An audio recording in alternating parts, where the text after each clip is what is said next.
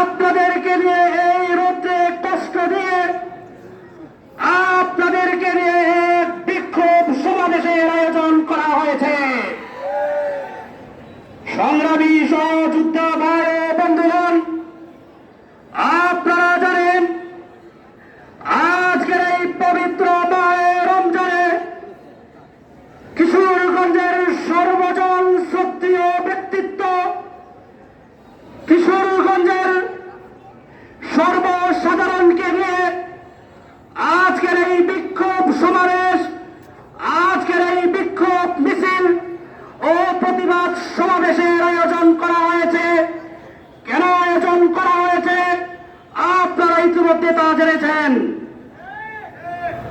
আপনারা জানেন উপমহাদেশের কিংবদন্তি আলেমে দ্বীন, সমাজ সংস্কারক, রাষ্ট্র সংস্কারক, 47-এর মহানায়ক, ব্রিটিশ বিরোধী আন্দোলনের অন্যতম অগ্রনায়ক, অগ্রসেনানী, আপনার আমার প্রিয় মাতৃভূমি, এই ভূখণ্ডের, এই অঞ্চলের যিনি একটা গ্রামকে নগরে পরিণত করেছিলেন, একটা মফস্বলকে, একটা মহাকুমাকে একটা জেলাতে রূপান্তরিত করেছেন, সেই মহানায়ককে নিয়ে যখন পতিত বুদ্ধিজীবীরা নাম বলে আজকে 50 বছর পরে উনার সম্মান নিয়ে কথা বলে, তখন এই ভূখণ্ডের, এই অঞ্চলের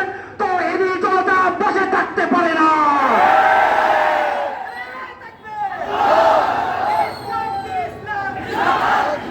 সংগ্রামী সমাবেত তো এদিন জনতা, আপনাদেরকে বলে দিচ্ছি,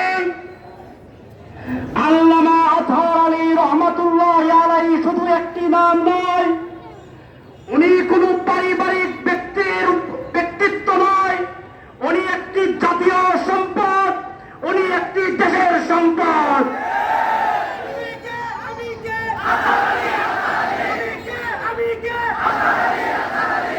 সংগ্রামী সহযোদ্ধা ভাই ও বন্ধুগণ, আল্লামা আতহার আলী রহমাতুল্লাহ আলাইহিকে মূল্যায়ন করতে হলে আপনাকে 50 বছরের ইতিহাস দিয়ে আল্লামা আতহার আলী রহমাতুল্লাহ আলাইহিকে মূল্যায়ন করা যাবে না।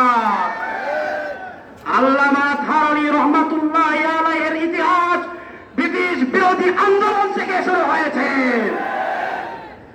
আপনারা জানেন দারুল উলুম দেওবন্দ 1866 সালে যখন প্রতিষ্ঠিত হয়েছিল, তখন তাদের সেই প্রতিষ্ঠান থেকে অগ্নিগর্ভ, তাদের এই প্রতিষ্ঠান থেকে অগ্নিস্ফুলিঙ্গ হয়ে আমাদের এই অঞ্চলে এসেছিলেন আল্লামা আতহার আলী রহমাতুল্লাহ আলাইহি।